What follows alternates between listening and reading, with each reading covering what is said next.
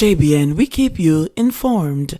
I am Michelle Jones, and in the news, JUTC driver stabbed while falling robbery released from hospital. A driver employed to the Jamaica Urban Transit Company Limited, JUTC, who was stabbed on the weekend while falling an attempted robbery in downtown Kingston, has been released from hospital. According to a statement from the JUTC, sometime after 2 p.m. on Saturday, the driver, who had been waiting in the vicinity of the Ward Theatre, observed a woman being accosted by a male assailant who attempted to relieve her of a cell phone and other personal belongings. The driver made an alarm and intervened after seeing the man physically assaulting the woman. The would-be robber then attacked the driver, stabbing him in his right shoulder and abdomen before fleeing the scene. The JUTC said the injured driver drove himself to a dispatch point where he was assisted to the hospital by police personnel. The woman who was being robbed escaped unharmed. This unfortunate incident once again highlights the myriad of challenges that our drivers face when they venture out, said Corporate Communications Manager at the JUTC, Cecil Toms. Crime is a feature of the Jamaican society, and our drivers are not immune to its impact. Rain or shine, our drivers are mandated to transport people, and this assault is just systematic of a wider ill. We are grateful that our driver is still with us, and we are providing all the support he needs to recuperate, Toms added. Continuing, Tom said, "We salute his bravery, but at the same time encourage our drivers to be vigilant as they do their work. It is also the Christmas season, and so there's heightened commercial activity. I'm encouraging our commuters to be mindful of their surroundings and not to flaunt jewelry or money whilst traveling." Body of man found in barrel in St. Mary. The body of a man was found in a barrel along a road in Golden Valley, Castleton, St. Mary yesterday. The discovery was made shortly before noon by a resident who went to dispose of garbage at a dump.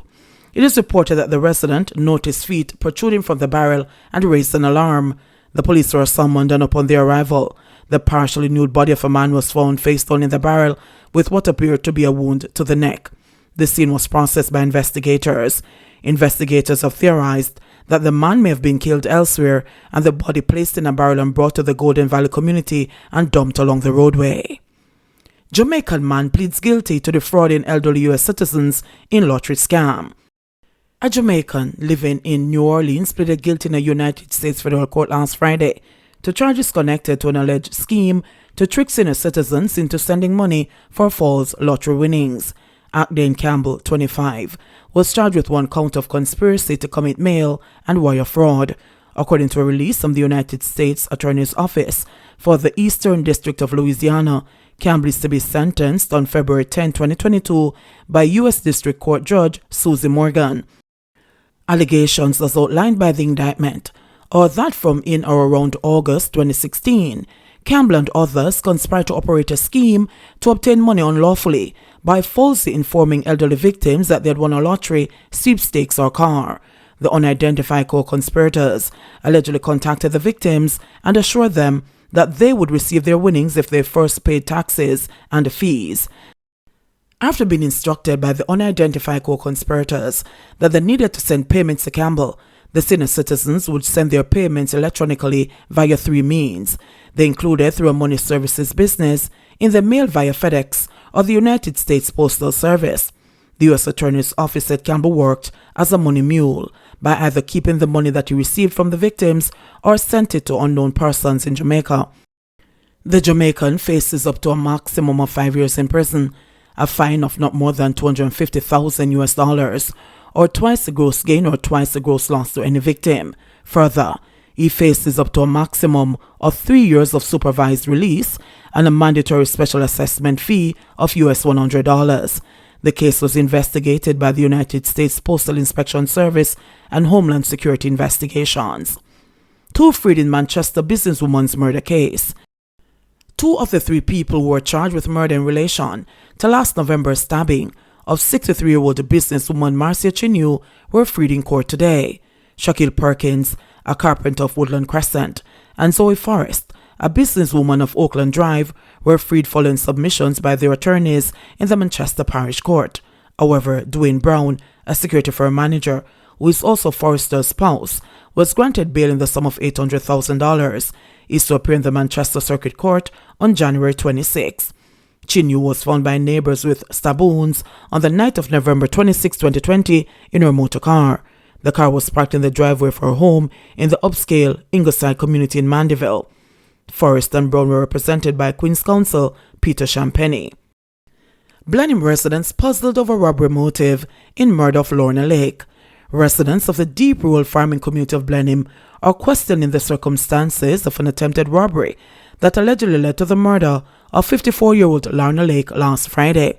This follows an initial report to the police by Lake's common-law husband. "Nobody now rob nobody over there, because where them a go rob?" a resident asked when the community was visited. The resident, who spoke on the condition of anonymity, described Lake as a hard-working farmer. "The people ain't doing liquor selling all the time. Most of the times when them have con, the woman don't walk the whole district and selling a liquor thing. She's the best woman, because she never tell anybody in this district that them here red," he said. Residents say the common-law husband had moved from the area many years ago when land was being mined by bauxite company Alpart, but that he had returned to farming it in recent years with Lake. The couple lived in a humble one-bedroom dwelling with no electricity in a remote area of the community. Another resident also poured cold water on the motive of robbery. "And the most manageable woman me ever meet from a barn. She not pass without asking how you do. The man is from here, but she's from Spalding in Clarendon. The thing is, we can't see how robbery would be involved because him not have it like that," he said. Police reported that about 9:30 p.m., information was received that a female had been abducted from her home. Residents and officers searched nearby bushes and discovered Lake's body. She was lying on her stomach with wounds to the face. Head of the Manchester Police, Superintendent Lloyd Darby, said that the police are pursuing all angles in the investigation. "From initial reports made by the gentleman, we would say is robbery, but we're investigating. We're awaiting the autopsy and other scientific evidence. We're pursuing all of the possibilities in the investigation," he said. Darby is appealing for the public's assistance with the investigation. "Anyone that has any information that can assist the police, whether on the day of the incident or anything prior to the incident, anything at all that can assist the police, we ask people to be good citizens and let us have that information," said Darby. Murders and shootings up nationally, but serious and violent crimes down overall. Murders in Jamaica have jumped by 10.4% year to date. The latest Jamaica Constabulary Force JCF crime statistics revealed. There were 1,215 killings from January 1 to November 6, compared to 1,101 during the corresponding period in 2020. So far this year, the St. Andrew South Police Division continues to lead in murders with 144 cases, or 20 more cases, when compared to 124 murders recorded for the corresponding period. St. James followed with an increase of 35 murders, from 98 cases last year to 133 cases this year. St. Catherine South up by 19, from 92 to 111, and Westmoreland up by 35, from 65 to 100.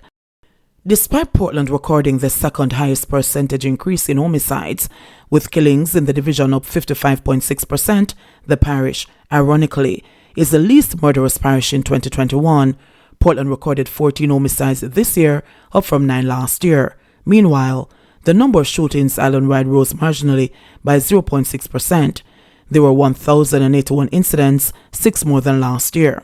Declines, however, have been recorded in cases of rapes, robberies, and break-ins for the period January 1 to November 6.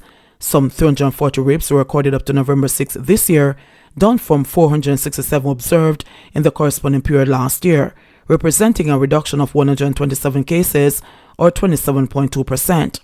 Robbery saw a 27.7% decrease, with 633 incidents this year compared to 876 in 2020. The JCF reported a 15% decrease in break-ins, 762 this year compared to 896 in 2020.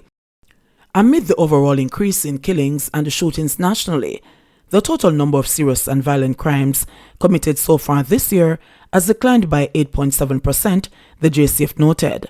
A total of 4,031 serious and violent crimes were reported up to last Saturday when compared to 4,415 last year. 30 new COVID-19 cases in Jamaica, 5 more deaths. The Ministry of Health and Wellness reported 30 new COVID-19 cases and 5 deaths on Tuesday, November 9, bringing the local infection total to 89,818 and the virus death toll to 2,298. The deaths occurred between July 17 and November 8, 2021. The new cases comprise 16 females and 14 males with ages ranging from 2 years to 97 years. The cases were recorded in St. Mary 10, Kingston and St. Andrew 6, St. Catherine 5, St. James 3, Portland and Hanover 2 each, St. Thomas and Trelawney 1 each. The deceased are a 59-year-old female from St. Mary, a 59-year-old female from Portland, a 79-year-old female from Manchester, an 8-year-old female from St. James, and a 71-year-old male from Hanover. In the meantime, 156 more people recovered in the last 24 hours, bringing total recoveries to 59,678. Currently, 218 people are hospitalized, 29 of which are severely ill, while 12 are critically ill and 31 are moderately ill. JBN, we keep you informed. Please remember to subscribe, like, share, leave us a comment, and click the notification bell to receive our daily news items.